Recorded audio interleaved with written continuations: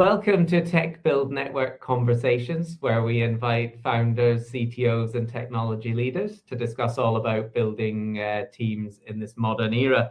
We're delighted to be joined by Jenny Winspear, who's the CEO and founder, Jenny, I don't want to sell you short, of Bridgit Pay. Yeah. And just thank you so much for spending a bit of time with me today. No problem. Thanks for having me. Look, it's Tech Build Network is the name, Jenny, so we have to stick with that, at least for question number one. So it's a great opportunity. What are you building? What have you built? Tell us all about your baby. Perfect. And it is a baby. I think any founder will relate to it being called their baby. So I built Bridgit Pay, which is a pay gap reporting and pay transparency platform. It is my second tech business. I previously built an engagement survey platform, which was a great entry into the tech world. I guess a bit of background, I'm non-technical. So my background is occupational psychology and HR. I am CIPD qualified, which is the kind of HR professional body. So moving into the tech world was quite a huge leap. I do have a developer who does the development for me, but I think my first experience of being a tech founder, I learned loads about how to manage a product team, how to bring ideas to life when clients give you feedback, exactly how do you implement them into a product, timelines and bug fixing, problem solving, all of that good stuff. So yeah, that's a little bit about me and Bridgit Pay. Nice. And let's go into more detail on Bridgit Pay. And the topic's really resonated. And for our audience, I'm really excited by this episode in particular, Jenny, because we just met through natural organic networking in Dublin Tech Week. And your idea resonated with me because as recruitment consultants, we deal with a lot of HR managers, senior HR people, and this has really been on their minds. So when I met you by chance and you said, well, I'm solving that problem, I loved it. So talk to me about the problem and talk to me about how Bridgit, what you've built to solve it. Of course. So pay gap reporting has been mandatory in the UK since 2017, but the EU hasn't had it mandatory across the whole of European Union jurisdictions until more recently.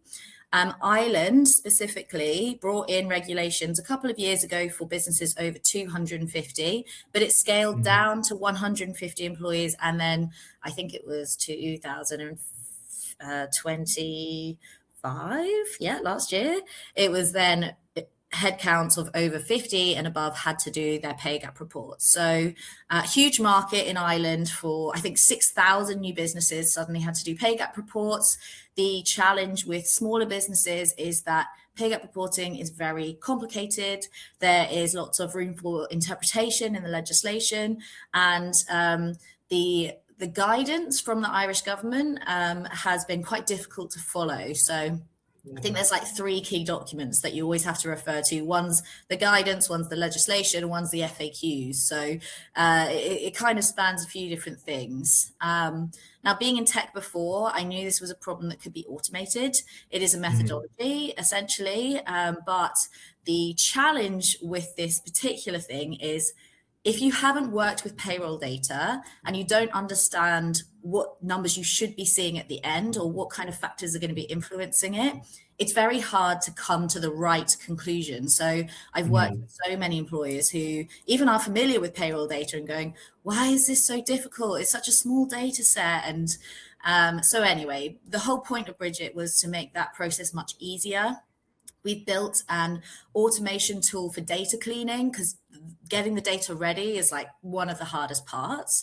So we now ingest all of that straight from your payroll export, removes so much manual admin time on one side, does the calculations, and then it gives you narrative as to what data you're seeing, what does it mean, and actually what are your biggest drivers of your pay gap. So that's the kind of pay gap problem. That's the legislation that already exists.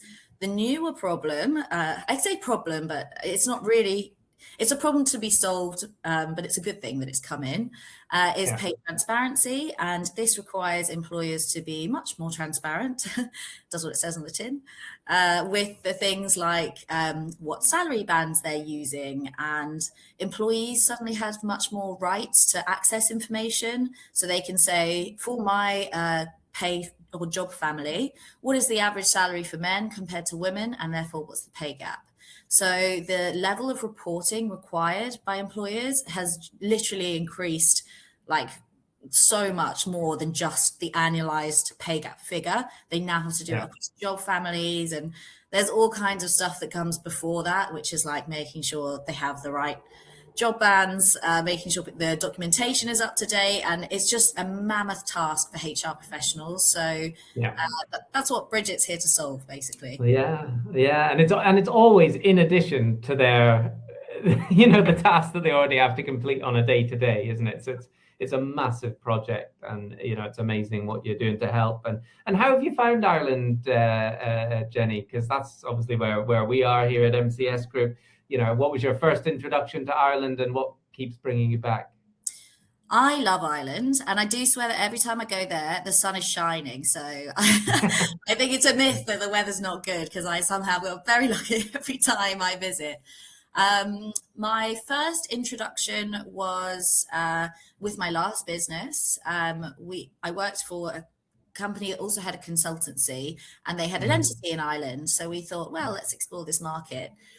When the pay gap regulations changed, for me as a founder, I thought this is a new market opportunity. I think I mentioned before, 6,000 new businesses came in under the requirements who'd never done it before and who needed a solution. So it was really kind of driven by, okay, it's English speaking, it's close to us, I love the Irish, get me across the island and see if I can get some business.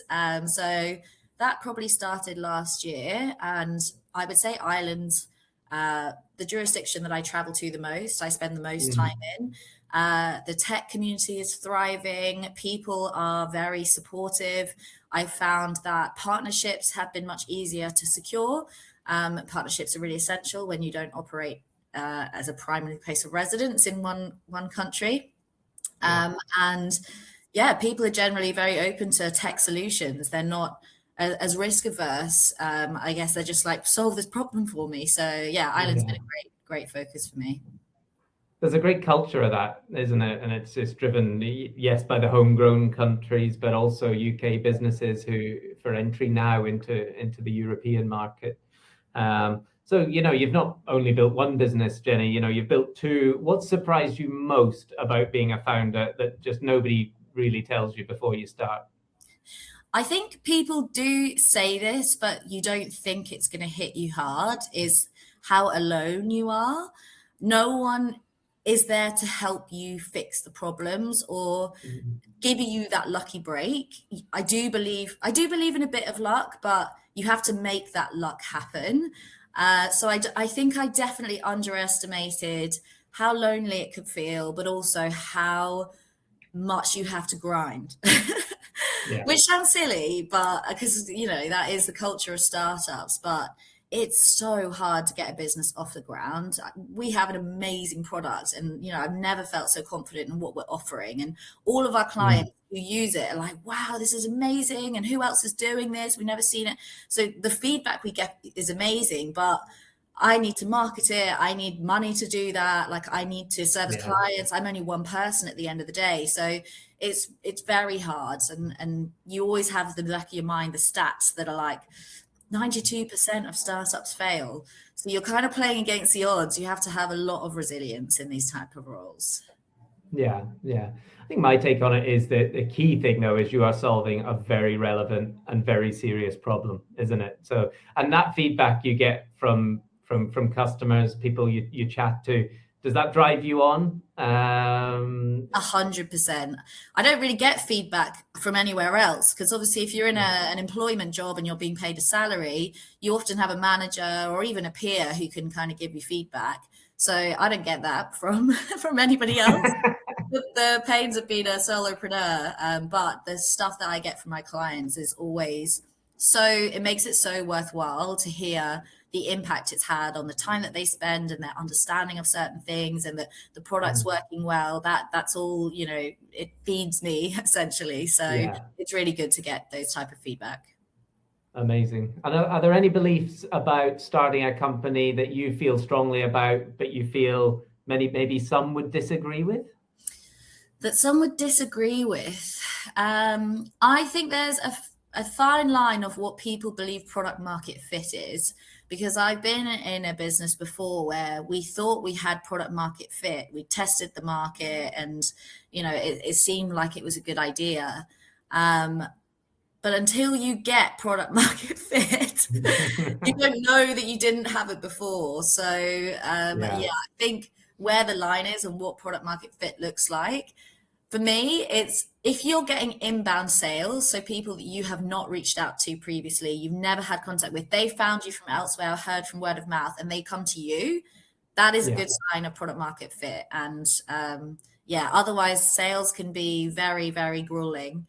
If you've got product market fit, hopefully, and especially in Ireland, word of mouth is a big thing. So that would be really good. Yeah, absolutely. And, we spoke at the beginning about pay transparency, because that is what you're helping businesses achieve, what do they need to be doing on a general basis if they want to genuinely build trust with people? Because and what's interesting is it's not just one company now, it's many at the same time. So what's your advice on the topic to companies? Of course, buy your product to help Jenny with with the general lifting, but to improve maybe the underlying issues. Well, any recommendations, because you do have a HR background?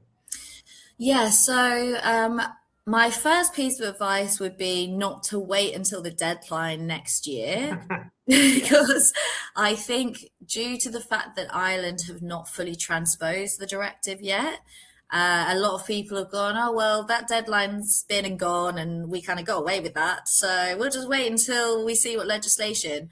I've watched this happen in other jurisdictions. Greece, for example, they went from consultation to it being in law within less than a month. So all of a sudden, the people who'd kind of done nothing and waited, they only had a very short runway to be able to report. And by that time, they didn't understand where their gaps lay and whether they were going to be reporting certain things. They hadn't thought about communication to employees.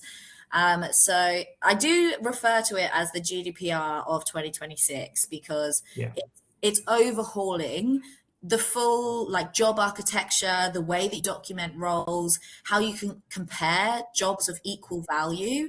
It's just such a huge task. So number one is not to wait till next year's reports are due. Number two would be to don't underestimate the size of the work that's going to go into this. And then just as a kind of starting point, before you even get to the reporting, there's a key part around making sure your documentation is up to date.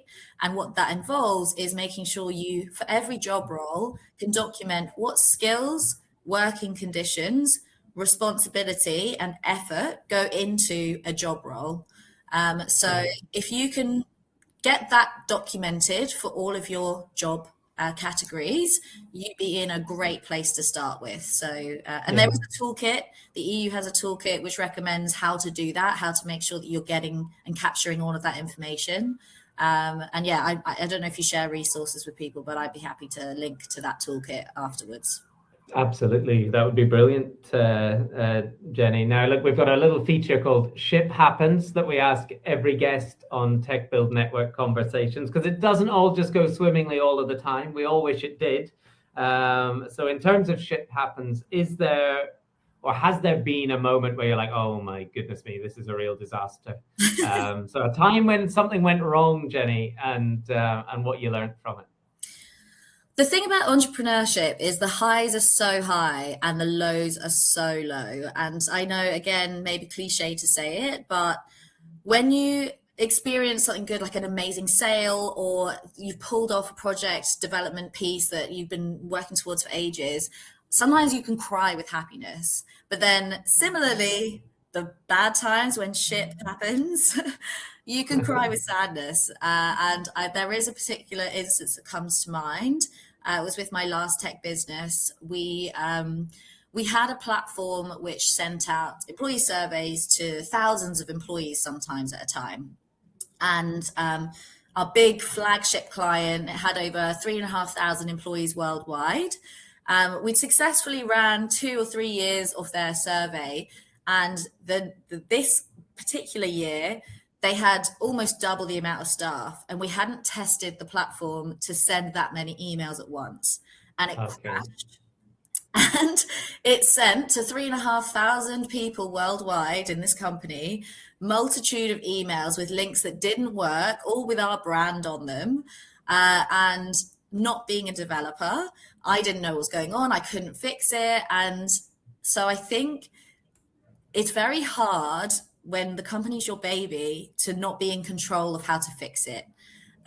So what I learned from that is, in those kind of situations, be patient, try not to take the weight of the world on your shoulders, and tech breaks. Like it just does. I think anyone who works in tech will know there's always going to be something that goes out to a big client that's wrong or that has a bug, and it's never perfect. So the sooner you can learn that, the quicker you can adapt when those things do happen. Yeah, it's amazing, isn't it? That especially, you're absolutely involved in the industry, but sometimes when you speak to non-technical people, there's an idea. I'm thinking of even family members here that software should never break, but hardware breaks all the people's Hoovers stop working, the lights stop working, things stop working all the time. So yeah, no, brilliant story, Jenny, and sorry it happened, but glad that you learned from it. Test with larger volumes first. Yeah, and definitely do as much testing as possible. Even if you think it's going to be fine, test everything before a huge launch like that. Yeah, and then look, one quick fire just to finish off, Jenny, is there'll be people sitting watching this like yourself years ago. They're in a secure job, they're enjoying life, they have an idea. You've clearly followed through with one, if not two already. Jenny, what advice do you give them if they're sitting watching this? Oh, that's so hard, because taking the step out of full-time employment to start your own business is a huge one.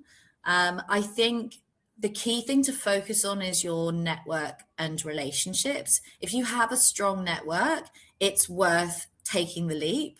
But if you can start from nothing, but you have to be prepared not to make money almost for the first year. It really does take a lot of time. Invest in your people, like, that are around you, and your relationships with people, because ultimately at the end of the day, they're the ones that you sell to. That's the people you turn to first when you're trying to test your idea. And so, that for me has always been the most important thing, is investing in my relationships to make the business grow. Amazing. Well, Jenny, thank you so much for the time. We're due one more week of great weather, both in Ireland and the UK. So I'm going to let you enjoy it before the rain is back. And we'll catch you in Ireland very soon. Sounds good. Thanks so much for having me, Callum.